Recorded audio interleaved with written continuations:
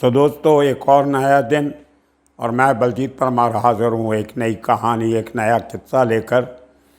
आज हम वापस चलते हैं बहुत दिनों के बाद मुंबई का अंडरवर्ल्ड, मुंबई सरगनाओं की धरती। करीम लाला से शुरू होके दाऊद छोटा राजन तक का सफ़र इस नगरी ने देखा। बहुत सारे क्राइम के साथ साथ कुछ ऐसे किस्से भी हैं जिनका जुर्म की दुनिया से कोई लेना देना तो नहीं है, लेकिन वो उस दुनिया का एक हिस्सा ज़रूर रहे। मैं बात करूंगा कुछ ऐसे किस्से की जो आज तक आपने नहीं सुना होगा। बात करेंगे करीम लाला के पहले प्यार की कहानी, जो आज तक नहीं आपने सुनी होगी।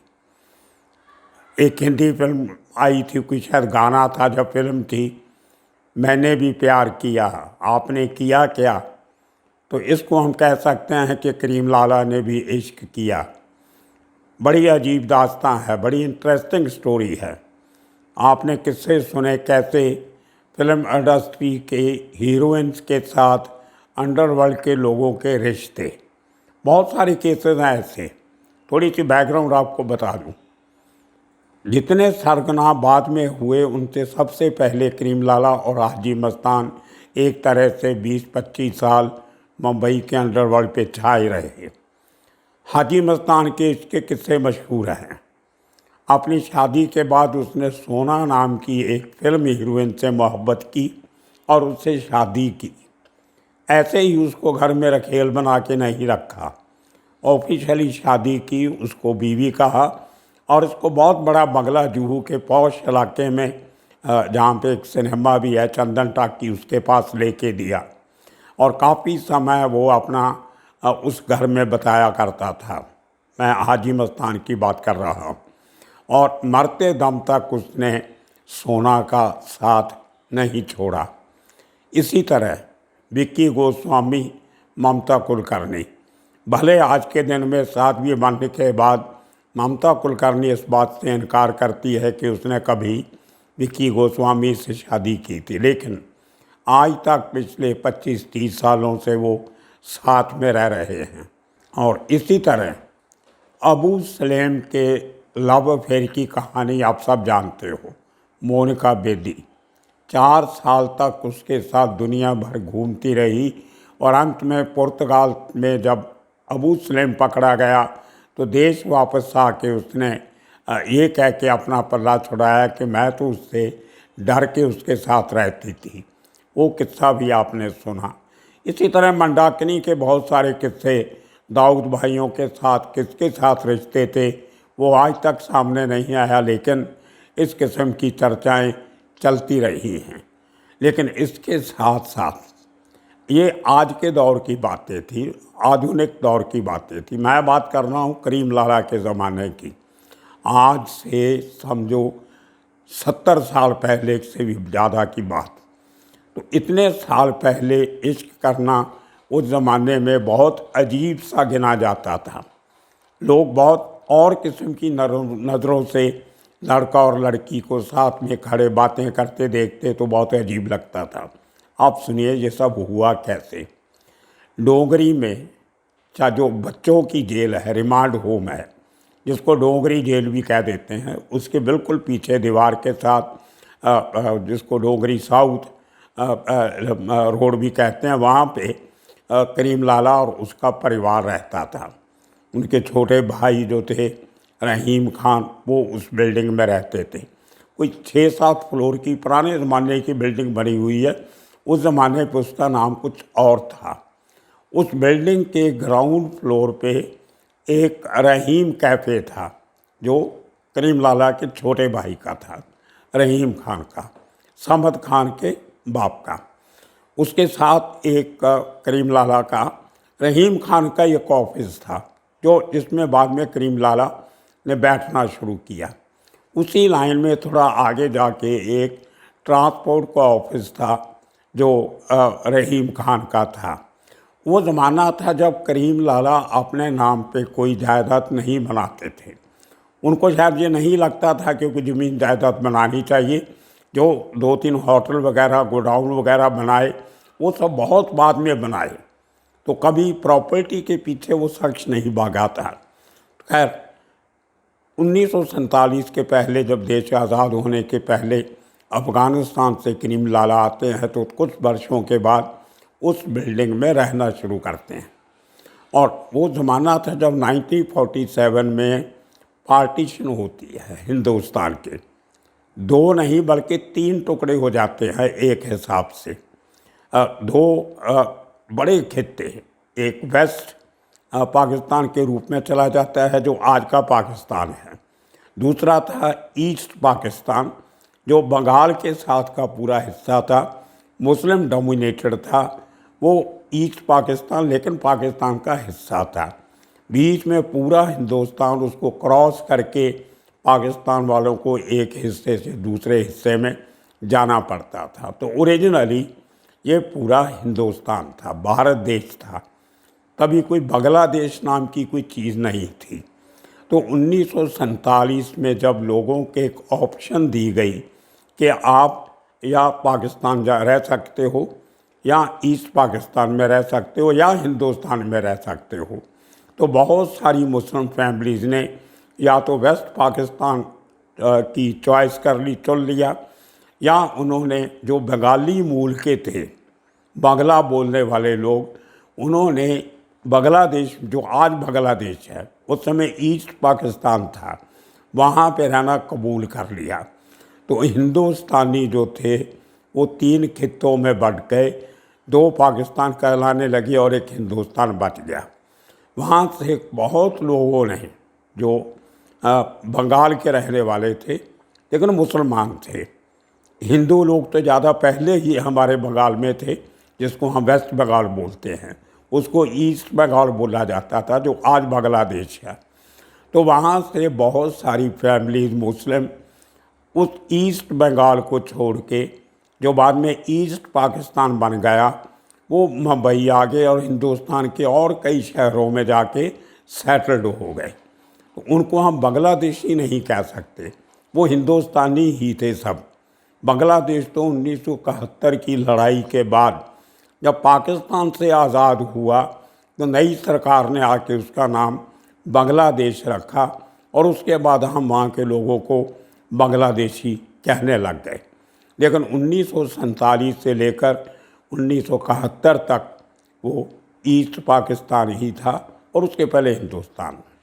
तो वहाँ से 1947 में एक फैमिली, बहुत सारी फैमिलीज थी, उनमें से एक फैमिली और उनके कुछ रिश्तेदार उसी बिल्डिंग में आके रहने लगे जिस बिल्डिंग में करीम लाला और उसके भाई की फैमिली रहती थी।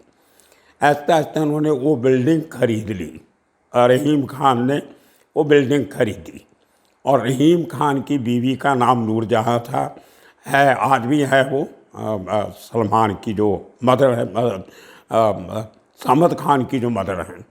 तो उस बिल्डिंग का नाम जब उन्होंने खरीदी तो उसका नाम नूर मंजिल रख दिया, नूरजहाँ से नूर मंजिल। तो बहुत बड़ी इमारत है, उसमें तकरीबन 200 के करीब किराएदार आज भी रहते हैं, मतलब 200 के करीब कमरे हैं वहाँ पे, जिसमें छोटे छोटे कमरों में 1 कमरा 2 कमरे इस किस्म से लोग रहते हैं। नीचे दुकानें हैं, ऊपर सब घर हैं। उसी के टॉप फ्लोर पे एक ज़माने में रहीम खान और उनकी फैमिली, बाद में उनके बेटों की फैमिली रहती रही है। तो नूर मंजिल का बड़ा एक दिलचस्प कहानियाँ हैं उसकी। तो जिस ऑफिस की मैं बात करता हूँ ग्राउंड फ्लोर पे, वहाँ के ऊपर वाला जो फ्लोर है, फर्स्ट फ्लोर, वहाँ पे एक बड़ा कमरा, बड़ी जगह 2-3 कमरों को मिला के बनाई हुई, वो एक खाली रखी हुई थी करीम लाला और रहीम खान ने। वहाँ पे इनकी मीटिंग्स वगैरह, कुछ मेहमान आए, जिरगाए हिंद का बहुत काम होता था, जो पठानों की एक संस्था है बहुत बड़ी, 15 अगस्त मनाया करते थे उसी ऑफिस के बाहर। तो उस कमरे में बैठ के ही दोपहर का खाना ये पठान लोग खाया करते थे।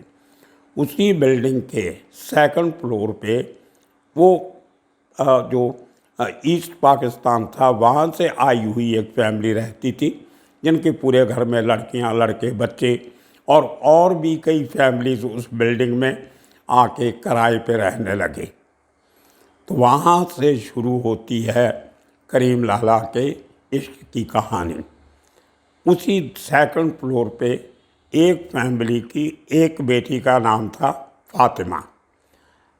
पौड़ियों से सीढ़ियों से चढ़ते उतरते आते जाते करीम लाला और फातिमा की नज़रें मिलनी शुरू हुई।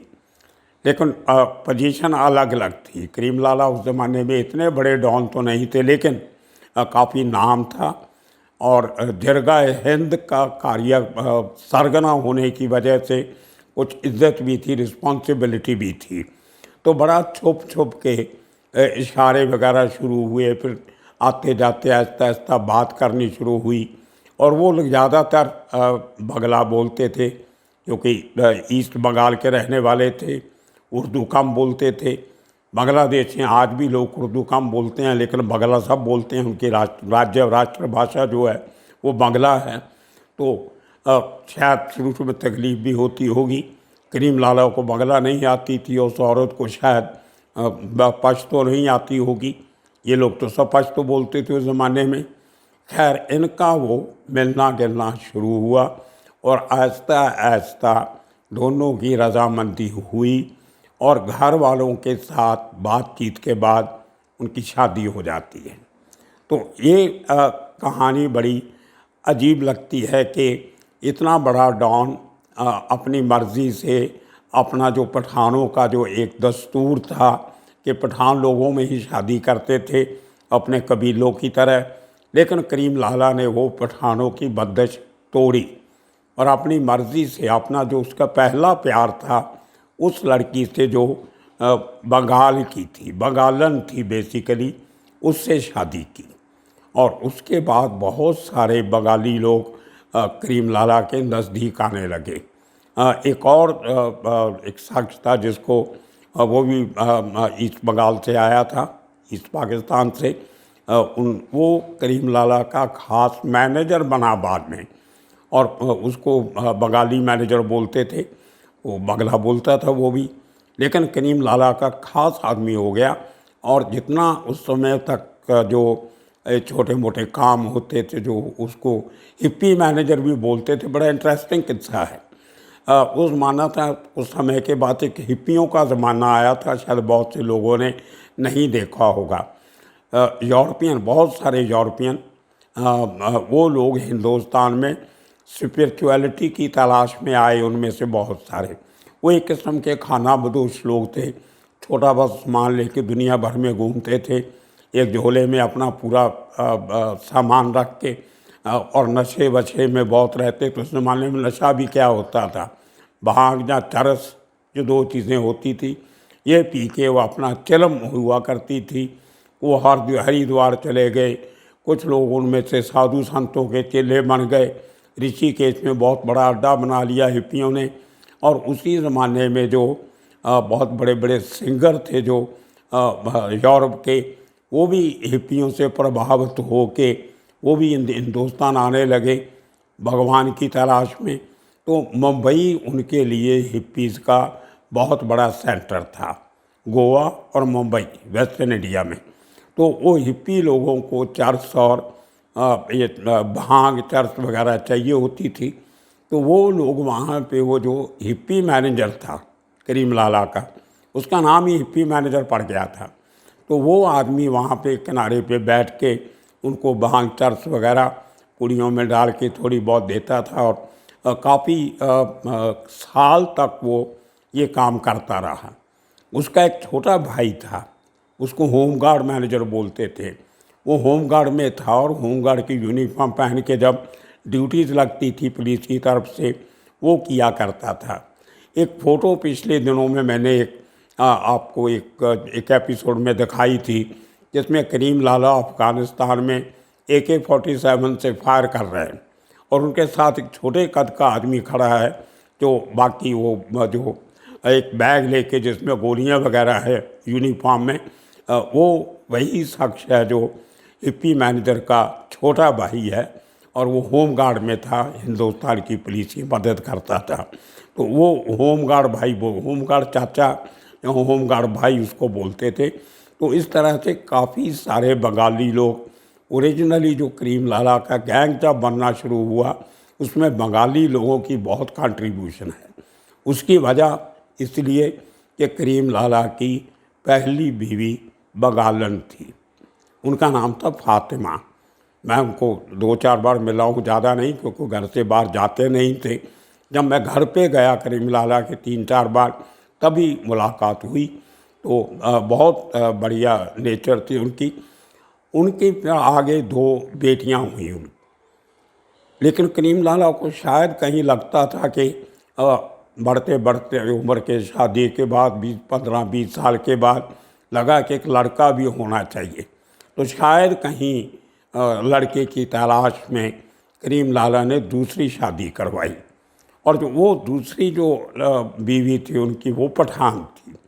उनका छोटा भाई जो था ईदू लाला, उनसे मेरे साथ बहुत अच्छी दोस्ती थी।